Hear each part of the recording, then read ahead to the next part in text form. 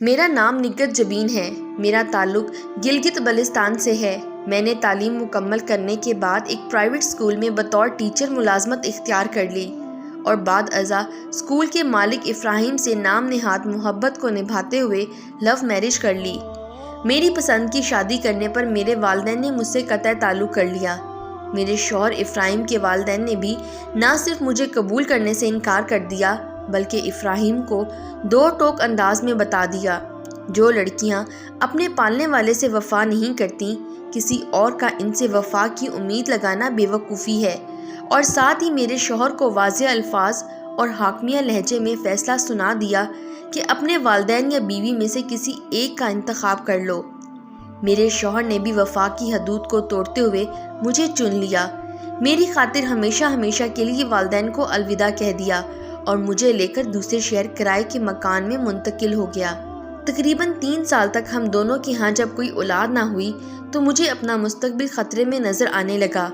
میں نے اپنے شوہر کو بھلا پھسلا کر اور محبت کے نام پر ورغلا کر اسکول کی رجسٹریشن اور پیپر وغیرہ اپنے نام منتقل کروا لیے۔ اس کے بعد مجھے پتہ چلا کہ میرے شوہر کے نام پر کچھ دکانیں زمینیں بھی ہیں، تو میں نے ہمت جاری رکھی اور ایک دکان بھی اپنے نام پر منتقل کروا لی۔ میرا شوہر محبت کے نام پر مجھ پر اندھا اعتماد کرنے لگا۔ اب میری نظر باقی دکانوں پر تھی، مگر شمائی قسمت کہ میں ایسا نہ کر سکی، کیونکہ ابراہیم کو فالج اٹیک ہوا اور اس کی دونوں سائڈز مفلوج ہو گئیں۔ اس کا گردن سے نچلا حصہ بالکل ناکارہ ہو گیا اور وہ پانی پینے کے لیے بھی میرا محتاج ہو کر رہ گیا۔ میں نے کچھ عرصہ تو اس کی جی جان سے خدمت کی، مگر بعد ازاں اس میں کمی آنے لگی، یہاں تک آخر کار میں اپنے اپاہج شوہر سے اکتا گئی۔ چونکہ ابراہیم جب سے بستر کا ہو کے رہ گیا تھا تو اسکول کے امور بھی میرے ذمے تھے۔ اسی دوران میرے اسکول میں ایک انگلش ٹیچر کی ضرورت پڑی۔ میں نے اسامی کے لیے درخواستیں طلب کیں۔ اس کے بعد شارٹ لسٹڈ لڑکے انٹرویو کے لیے آئے۔ میں انٹرویو کے دوران ایک انتہائی خوبرو لڑکے جس کا نام فرقان تھا پر فدا ہو گئی۔ اسے اسکول میں رکھ لیا۔ بعد ازاں اس سے قربتیں بڑھانے لگی، یہاں تک کہ وہ بھی مجھ سے محبت کا دعویٰ کر بیٹھا۔ میں نے اسے اپنے سارے حالات سے آگاہ کیا تو اس نے مجھ سے بھی بہت ہمدردی جتائی اور ابراہیم سے طلاق مل جانے کی صورت میں مجھ سے نکاح کی حامی بھر لی۔ جیسے ہی مجھے فرقان کی طرف سے مثبت اشارہ ملا، میں نے ابراہیم سے طلاق کا مطالبہ کر دیا۔ ابراہیم نے میری بات ماننے سے انکار کر دیا۔ میں نے ابراہیم کو بھوکا پیاسا رکھ کر اور طرح طرح سے اذیتیں دے کر طلاق کے لیے مجبور کرنا شروع کر دیا۔ میرے ہاتھوں ذلیل رسوا ہونے پر ابراہیم روتا پیٹتا، اللہ تعالیٰ سے اپنے گناہوں کی معافی مانگتا اور مجھے گڑ گڑاتے ہوئے کہتا، ایک بار میرے والدین سے میری بات کروا دو تاکہ میں ان کو اپنے حالات سے آگاہ کر سکوں، مگر میں کہتی پہلے طلاق پھر تمہاری بات۔ ابراہیم میرا ظلم جبر سہ لیتا مگر طلاق دینے پر راضی نہ ہوتا۔ آخر کار میں تمام حالات سے فرقان کو آگاہ کیا اور پھر ابراہیم سے جان چھڑانے کا فائنل منصوبہ یہ بنایا کہ چونکہ ابراہیم گردن سے نچلا دھڑ ہلانے سے بالکل قاصر ہے، اس لیے اچھی طرح سے کڑکتا اور کھولتا ہوا پانی ابراہیم کے منہ میں ڈال دیا جائے تو اس کی زبان اندر سے گل جائے گی، اس کی آواز والے ٹیشو بھی متاثر ہو جائیں گے اور میں بعد میں دعویٰ کر دوں گی کہ ابراہیم نے مجھے طلاق دے دی، جبکہ دوسری طرف ابراہیم اپنی صفائی میں کچھ بھی کہنے سے قاصر ہوگا۔ فرقان نے میری بات پر رضامندی ظاہر کر دی، مگر مجھے مشورہ دیا کہ پانی کی جگہ دودھ کا استعمال کرو، تاکہ اگر بالفرض محال اگر ابراہیم کی قوت گویائی متاثر نہ ہوئی اور وہ تمہارے خلاف کچھ الٹا سیدھا بولے تو تم اپنی صفائی میں یہ کہہ سکو، میں نے تو اس کو خوراک کے طور پر دودھ دیا۔ چونکہ برتن مٹی کا تھا اس لیے میں دودھ کے گرم ہونے کا اندازہ نہیں لگا سکی۔ میں نے فرقان کی بات سے رضامندی ظاہر کی اور دودھ کو اچھی طرح ابالنا شروع کر دیا۔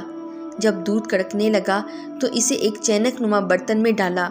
فرقان نے ابراہیم کا سر پکڑ کر قابو کر لیا، جبکہ میں نے ایک ہاتھ سے ابراہیم کی ناک پکڑ کر بند کر دی۔ مجبوراً ابراہیم نے سانس لینے کے لیے منہ کھولا تو میں نے چینک نما اس برتن کی ٹوٹنی ابراہیم کے منہ میں ڈال دی، جس سے نہ صرف ابراہیم کی زبان بلکہ معدے تک خوراک لے جانے والی نالیاں بھی جل بھن کر رہ گئیں۔ ابراہیم کے منہ اور زبان پر 15 منٹ بعد ہی بڑے بڑے چھالے نکل آئے، درد کے مارے بولنا تو دور، افراہیم زبان ہلانے سے بھی قاصر تھا۔ میں نے افراہیم کے والدین کو اس کی حالت سے آگاہ کیا۔ افراہیم کے والدین اسی وقت اپنے کچھ قریبی عزیزوں کے ساتھ پہنچے۔ افراہیم کو ہسپتال پہنچایا۔ ڈاکٹرز نے بتایا کہ کوئی گرم چیز کھانے سے منہ جل گیا، تو میں نے بتایا کہ نیم گرم دودھ پلایا۔ اس دوران افراہیم کی زبان اور منہ اندر سے گل چکے تھے اور وہ بول کر اپنے والدین کو کچھ نہ بتا سکا، بس انہیں دیکھ کر آنسو بہاتا رہا، اور چوتھے دن افراہیم کی موت ہو گئی۔ افراہیم کی موت کے بعد میں نے اس کے والدین کو بتایا کہ اسکول اور ایک دکان افراہیم مجھے دے چکا ہے۔ اس کے والدین نے بھی بنا کوئی بحث کیے ان چیزوں سے دستبردار ہونا بہتر سمجھا اور مجھ سے قطع تعلق کر لیا۔ میں فرقان کے ساتھ اسکول کے قریب ہی ایک عمارت میں شفٹ ہو گئی اور عدت پوری کرنے کے بعد فرقان سے نکاح کر لیا۔ فرقان نے بھی محبت کے نام پر مجھے خوب لوٹا، بزنس کرنے کے نام پر مجھ سے اسکول اور دکان ہتھیا لی، اور شادی کے محض 5 سال بعد مجھے یہ کہتے ہوئے طلاق دے دی کہ بانجھ عورت، میں تیرے ہاتھوں افراہیم کی طرح اذیت ناک موت مرنا نہیں چاہتا۔ میں نے لاکھ قسمیں دیں، وعدے کیے، مگر فرقان نے میری بات نہ مانی اور مجھے طلاق دے کے گھر سے نکال دیا۔ فرقان نے جس دن مجھے طلاق دے کے گھر سے نکالا، اسی دن میرا روڈ کراس کرتے ہوئے ایکسیڈنٹ ہو گیا اور میری ریڑھ کی ہڈی ٹوٹ گئی۔ مجھے ہسپتال منتقل کیا گیا، میرا علاج ہوا، مگر میں صحت یاب نہ ہو سکی۔ مجھے ہسپتال سے ڈسچارج کیا گیا اور میرا کوئی وارث نہ پا کر مجھے گورنمنٹ کی طرف سے بنائے گئے دارالامان بھیج دیا گیا۔